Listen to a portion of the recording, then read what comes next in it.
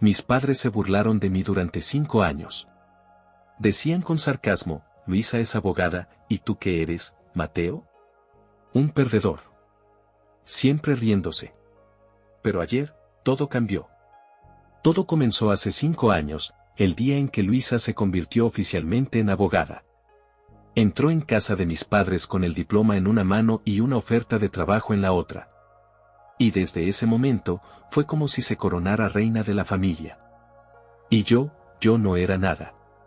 Mis padres nunca fueron muy sutiles a la hora de mostrar favoritismos, pero después de eso ya no era solo favoritismo, era burla. Es abogada y tú un don nadie, dijo mi padre la primera vez, durante una cena familiar. Mi madre se rió tanto que tuvo que secarse las lágrimas de los ojos. Luisa ni siquiera fingió incomodidad. Simplemente sonrió y bebió su vino, como si ya estuviera por encima de todos nosotros. A partir de ahí, se convirtió en una broma recurrente. Cada Navidad, cada cumpleaños, cada maldito domingo en el que me arrastraban a cenar con ellos. Si mencionaba mi trabajo, mis padres ponían los ojos en blanco. Si hablaba de algún proyecto, mi madre suspiraba y decía: quizá algún día por fin descubras qué quieres hacer con tu vida. Mi padre negaba con la cabeza, decepcionado. Y Luisa, ella empeoraba con el tiempo. Mateo el don nadie, me llamó una vez, delante de todos los primos. Deberías ponerlo en tus tarjetas de visita. Y así, una y otra vez. Cuando Luisa se compró un coche nuevo, mis padres lo mencionaban cada 5 minutos. ¿Y tú, cuándo vas a dejar ese cacharro peligroso que conduces? Cuando se compró un piso, me preguntaban. ¿Y tú? ¿Hasta cuándo vas a seguir alquilando como un universitario fracasado? Cuando ella se iba de vacaciones, me recordaban que si yo trabajase más, tal vez también podría permitirme algo divertido. Yo discutía, me defendía, trataba de ignorarlos. Incluso dejé de ir por casa una temporada. Pero nada funcionaba. Cada vez que cruzaba la puerta de esa casa, volvía a convertirme en el chiste de la familia. Los únicos que alguna vez me apoyaron fueron mis abuelos. Mi abuelo una vez le dijo a mi padre que parara, pero él se rió y dijo: solo nos estamos divirtiendo. Mi abuela, en cambio, siempre me decía que estaba orgullosa de mí, sin importar nada. Pero eso no cambiaba nada. Luisa era su niña dorada. Y yo, el error del que se avergonzaban. Hasta que ayer pasó lo impensable. Eran cerca de la medianoche cuando sonó mi móvil. Era Luisa. Estuve a punto de no contestar, pero algo dentro de mí me dijo que debía hacerlo. Estaba llorando. Borracha. Desesperada. Necesitaba un favor. Ya le había hecho uno hacía 6 meses. Me llamó de repente y me pidió dinero. Estoy en un aprieto, me dijo. Solo hasta que me ingresen la paga extra. No le hice preguntas. Le transferí 3.000 euros. Le dije que me los devolviera cuando pudiera. Nunca lo hizo. Y ahora volvía a llamar. Pero esta vez no era solo por dinero. No tengo dónde ir, sollozaba. Por favor, Mateo. Debería haberle dicho que no. Debería haberle colgado. Pero le pregunté qué había pasado. Y ahí fue cuando supe la verdad. Había perdido su trabajo hacía meses. Ese trabajo tan prestigioso del que mis padres no dejaban de presumir.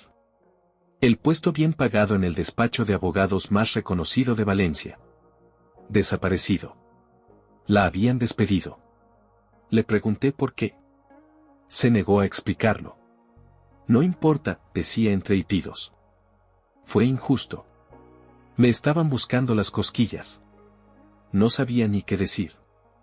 Mi hermana. La niña mimada. La que me miraba con superioridad. Estaba desempleada. No tenía sentido. ¿Y de qué has vivido todo este tiempo?, le pregunté finalmente. Silencio. Y entonces soltó la segunda bomba. Se había gastado todos sus ahorros. Tenía las tarjetas de crédito al máximo. Pidió préstamos. Y cuando eso no fue suficiente, acudió a mis padres. Eso fue lo que más me dolió. Me quedé ahí, apretando el móvil, procesando lo que acababa de decir. ¿Fuiste con ellos? Sí. Lo susurró. Casi inaudible. Les había contado que estaba en apuros. No una vez. Durante meses. ¿Y qué hicieron? La respuesta me dejó sin habla. Le ayudaron. Pagaron sus facturas. Cubrieron sus gastos. Se aseguraron de que no le faltara de nada. Los mismos padres que me llamaban fracasado. Los mismos que se reían de mi sueldo. Los que me decían que dejara de quejarme.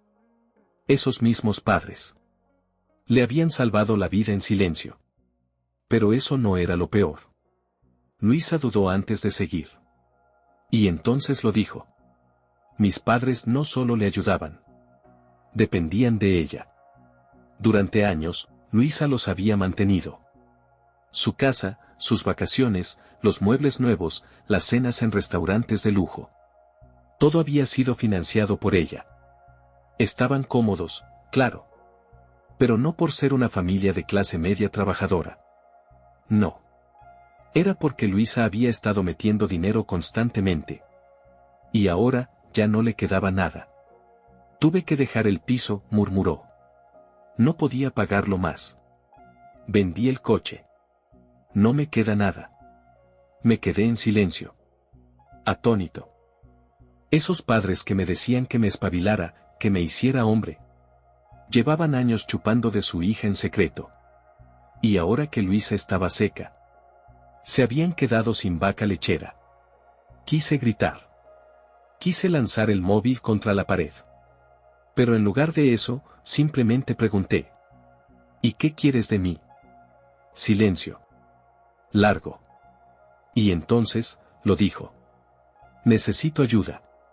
Esa frase quedó flotando en el aire, necesito ayuda. Como si el universo hubiera dado una voltereta. Mi hermana, la hija dorada, la estrella, la gran abogada. Ahora venía a mí. Suplicando. Sola. Arruinada. Y lo peor, no sentí pena.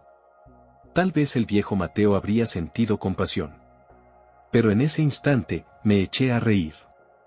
Reí tanto que me salieron lágrimas. Porque, de pronto, ya no era el fracasado. Y sabía exactamente qué iba a hacer. Dudé antes de dejarla mudarse a mi piso.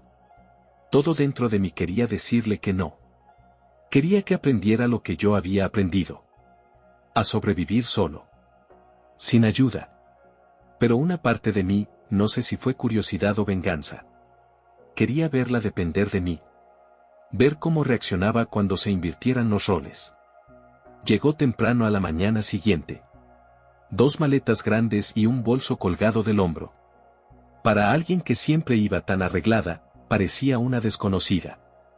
Despeinada, ropa arrugada, ojeras profundas. Como si no hubiera dormido en días. Renata, mi pareja, no estaba contenta con la situación. Ella había presenciado cada desprecio de Luisa. Cada broma cruel. Cada vez que me llamaban el inútil de la familia. Renata nunca olvidó cómo Luisa la trató cuando nos conocimos. Nunca se cayeron bien. Y ahora, vivir bajo el mismo techo. Al principio, Luisa casi no salía de la habitación de invitados. Evitaba hablar. No nos miraba a los ojos. Era evidente que sentía vergüenza. Pero era aún más evidente que no tenía otra opción. No pasó mucho hasta que mis padres se enteraron. Primero llamó mi madre.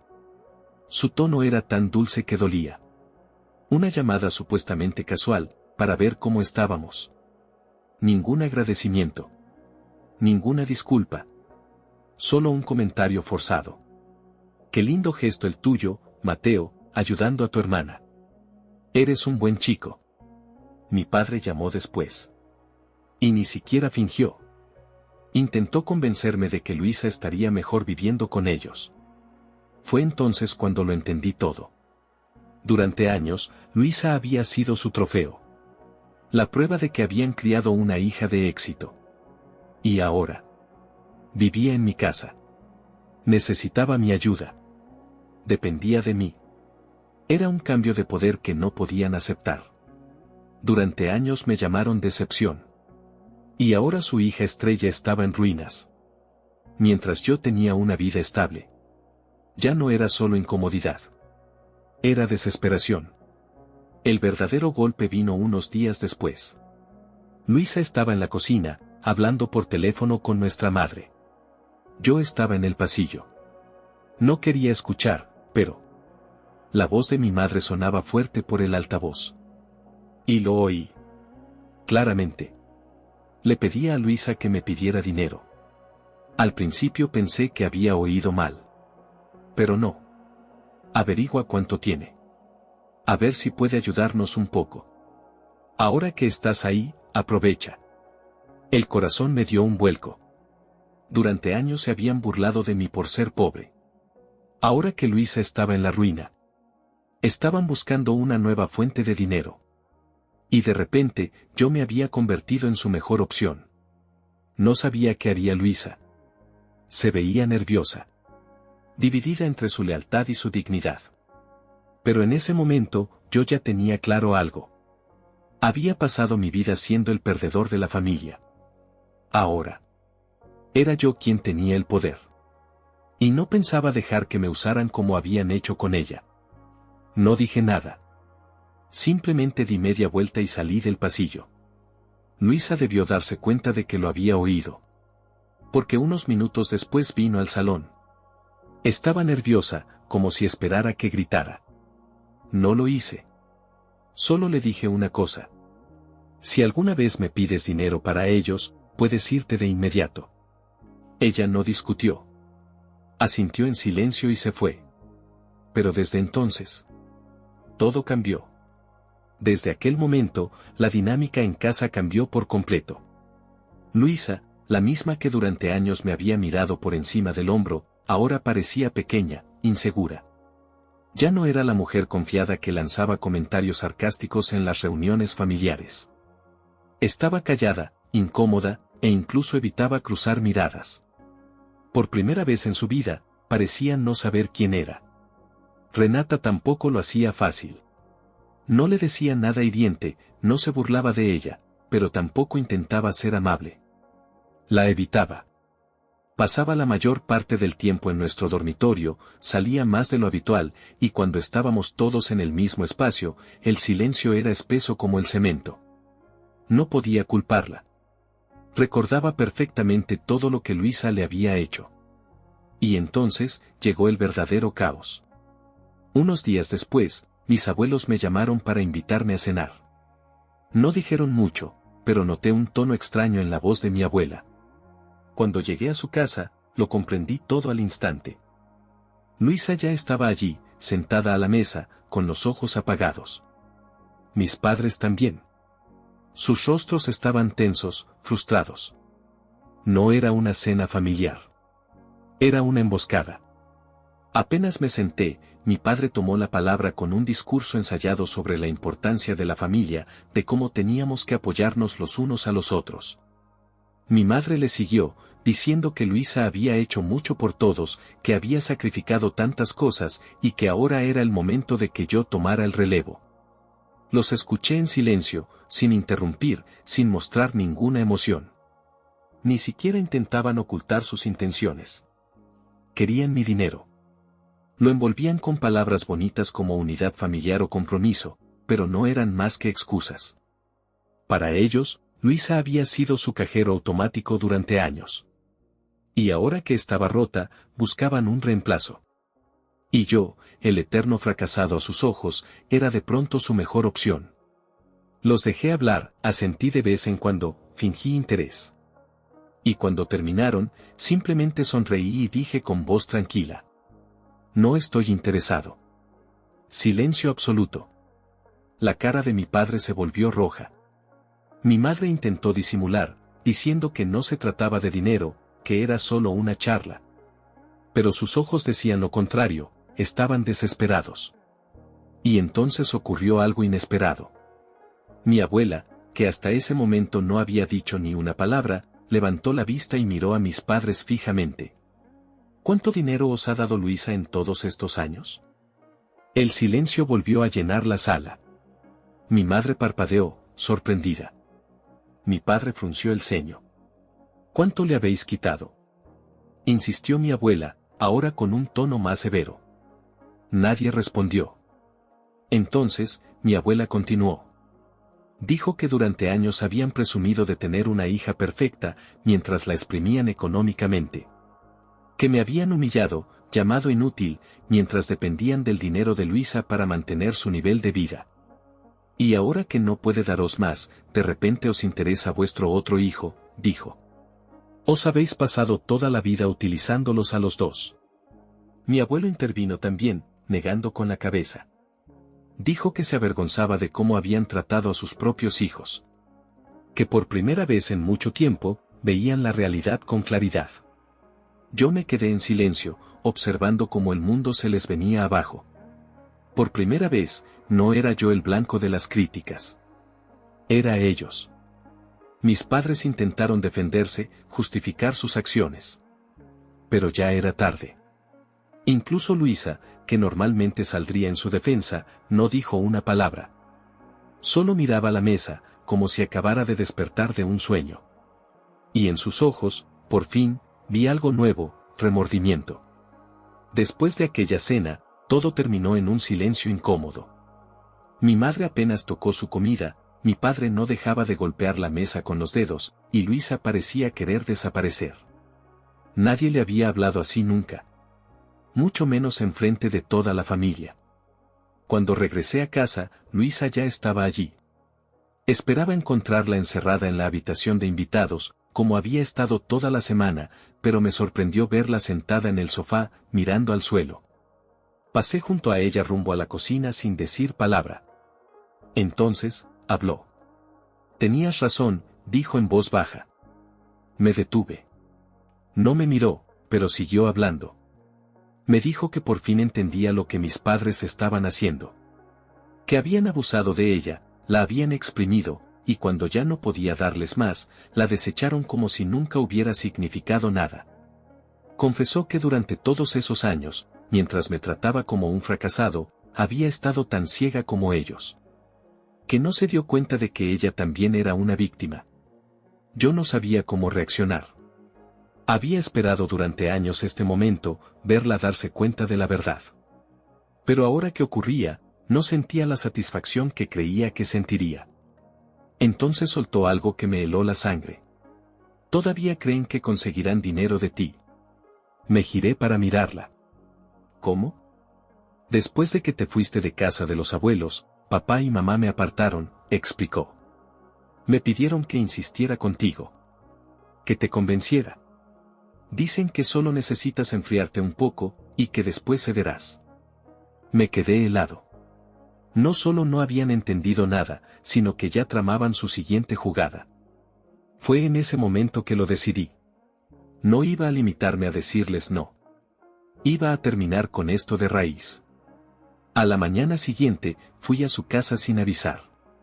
Mis abuelos aún vivían con ellos, y cuando mi abuela abrió la puerta, me recibió con una mirada triste. Como si ya supiera a lo que venía. Entré directo al salón. Mi padre leía el periódico. Mi madre estaba al teléfono. Ambos se sorprendieron al verme. No perdí el tiempo. Sé todo, le solté. ¿Qué? Sé que Luisa os ha estado manteniendo durante años. Sé que en cuanto se quedó sin dinero, la echasteis a un lado. Y sé que ahora esperáis que yo os saque las castañas del fuego. Intentaron interrumpirme, defenderse. Pero los callé levantando la mano. Estoy harto. No quiero formar parte de esta familia. No voy a daros ni un solo euro. No voy a seguir siendo la burla, el último recurso, el hijo invisible. Vi cómo a mi madre se le borraba el color del rostro. Mi padre apretó los dientes, sin saber qué decir. Entonces, mi abuela se levantó. Y con voz firme, dijo algo que jamás olvidaré. Yo también he terminado con esto. Mis padres la miraron como si les hubiera clavado un puñal. Me avergüenzo de vosotros, continuó. No puedo creer que hayáis tratado así a vuestros propios hijos. Y por si no lo sabéis, vuestro padre y yo ya lo hemos hablado. Hizo una pausa. Y soltó la bomba. Vamos a cambiar el testamento. Todo lo que habíamos pensado dejaros, ha desaparecido. No recibiréis ni un céntimo. Mi madre abrió los ojos como platos. Mi padre se levantó con brusquedad, como si fuera a explotar. Pero la abuela no había terminado. Se giró hacia mí. Y me miró con una ternura que no veía desde que era niño. A partir de ahora, si alguien hereda algo de esta familia, serás tú. Yo no quería su dinero. Jamás lo había querido. Pero ver las caras de mis padres, ese instante de auténtico pánico, esa desesperación de saber que lo habían perdido todo. Esa fue la verdadera herencia. Y con eso, salí por la puerta sin mirar atrás. Pensé que cortar lazos con ellos sería un terremoto emocional, una explosión final. Pero no. Fue silencioso, tranquilo, como cerrar una puerta que ya no necesitas volver a abrir. A la mañana siguiente, mi madre me llamó 8 veces. No respondí. Luego empezaron los mensajes, largos textos manipuladores, llenos de culpa, dramatismo y falsas preocupaciones. Que si la familia siempre debe unirse, que si no pueden creer que su hijo haga algo así. Incluso insinuaron que mis abuelos me habían manipulado en su contra. Y después llegó el mensaje de mi padre. Breve. Frío. Hazte un hombre. Llámame cuando se te pase esta tontería. Me reí. No porque hiciera gracia, sino porque ya no me afectaba. No querían arreglar nada. Solo querían recuperar el control. Los bloqueé. Y por primera vez en años, todo se volvió tranquilo. Nada de críticas, nada de burlas, nada de expectativas absurdas. Solo paz. Luisa también cambió. Sin esa presión constante, ya no era tan altiva ni distante. Un día, incluso se acercó a Renata y le pidió perdón. Admitió que había sido cruel sin motivo. No lo arregló todo, pero fue un paso. Una semana después, Luisa me dio una noticia inesperada: se marchaba. No solo de mi piso, también de la ciudad. Había conseguido un trabajo estable en otra comunidad, lejos de nuestros padres. Mientras siga cerca de ellos, nunca seré libre, me dijo. Y por primera vez, no me pidió ayuda. No esperaba que la salvara. Iba a hacerlo sola. La noche anterior a su partida, nos sentamos en silencio en el salón. Miró sus manos durante un rato. Luego me miró a mí. Tú siempre fuiste el fuerte, susurró. No respondí. Solo asentí. A la mañana siguiente, se fue. Sin lágrimas, sin drama. Solo un adiós sencillo y sereno. Semanas más tarde, mis abuelos me llamaron. Mis padres habían intentado ganarse de nuevo su favor. Mi madre llamaba fingiendo cariño. Mi padre actuaba como el hijo ejemplar. Pero mis abuelos no cayeron en el juego. Ya es tarde, les dijo mi abuelo. Recogéis lo que habéis sembrado. Y esa fue la última vez que supe de ellos. Nunca más les hablé. Y lo curioso es que no dolió. Me sentí más libre que nunca. Pasaron años haciéndome creer que no era suficiente. Pero ahora sé que el hijo dorado nunca fue Luisa. Era yo.